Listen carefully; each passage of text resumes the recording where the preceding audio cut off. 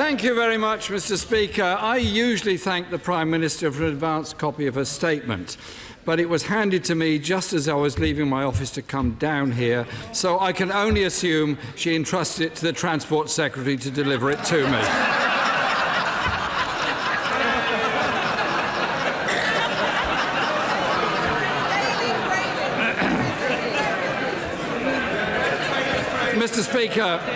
Mr. Speaker, our country is facing the biggest crisis in a generation, and yet the Prime Minister continues to recklessly run down the clock.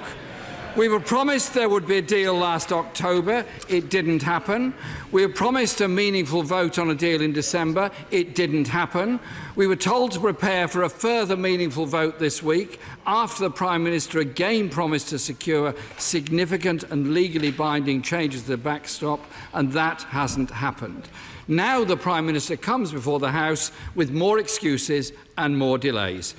In her statement, the Prime Minister has failed to answer even the most basic questions. What progress has she made on identifying and working up the alternative arrangements? Have they been presented to the European Union? If not, when will they be presented? And will she set them out before this House and ask for its approval of them? In truth, Mr. Speaker, it appears the Prime Minister has just one real tactic: to run down the clock, hoping members of this House are blackmailed into supporting a deeply flawed deal. This, Mr. Speaker, is an irresponsible act. She's playing for time and playing with people's jobs, our economic security and the future of our industries.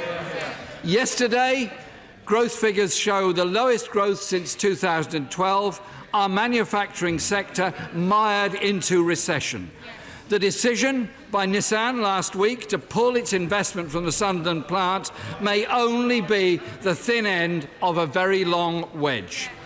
Uncertainty and failing confidence in this government to deliver are putting jobs at risk. The Prime Minister, the Chancellor and the Business Secretary will be hearing the same warnings as I am, that several major large manufacturers, household names employing tens of thousands of people, are poised to follow in Nissan's footsteps. Earlier today, we heard from the Leader of the House that the next meaningful vote may not happen until after the EU summit on the 21st of March, just days before Brexit is due to happen. If, Mr. Speaker, this is not the case, can the Prime Minister tell the House today when the meaningful vote will be? We also learned from the Leader of the House that any changes to the backstop won't be written into the legally binding withdrawal agreement. Can the Prime Minister confirm that? Is the Prime Minister really prepared to risk people's livelihoods, jobs and investment in a desperate attempt to push a deeply flawed deal through Parliament? The Prime Minister has just told members of this House to hold their nerve. Tell that to Nissan workers in Sunderland and the thousands more worried about their job security and the future of their communities. Mr. Speaker, no minister serious about protecting jobs in this country would allow a Prime Minister to deliberately run down the clock and play chicken with people's livelihoods. To stand by and do nothing would be a complete dereliction of duty. As I received, Mr. Speaker, the Prime Minister's letter yesterday in response to Labour's Brexit plan, it became clearer to me the Prime Minister is merely engaged in the pretence of working across Parliament to find solutions.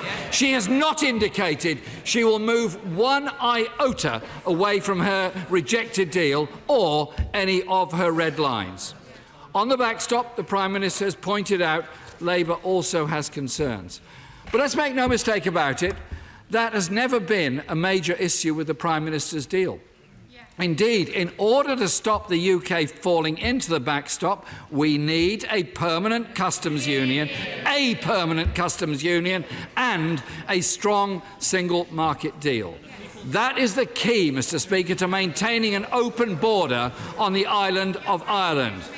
That is key to protecting jobs, industry and living standards in this country. That is why it's backed by businesses who employ and trade unions who represent millions of workers in this country. And to correct the Prime Minister's claim in her statement, we want to negotiate a new UK-EU customs union, as I set out in my letter. The Prime Minister says there is no need to negotiate a customs union, as her deal provides for the benefit of being in one. I'm afraid, Mr. Speaker, that is simply not the case. The deal the Prime Minister negotiated means there will be barriers to trade in goods. And there will not be frictionless trade, putting manufacturers across the country at a huge disadvantage.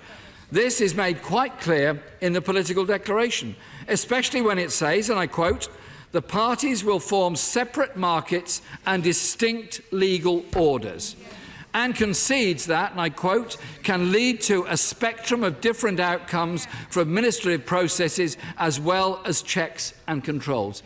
Nothing is secured. Hi, I'm Joanna Bersecci and thank you for watching. You can check out more of our videos by clicking on the boxes on the screen.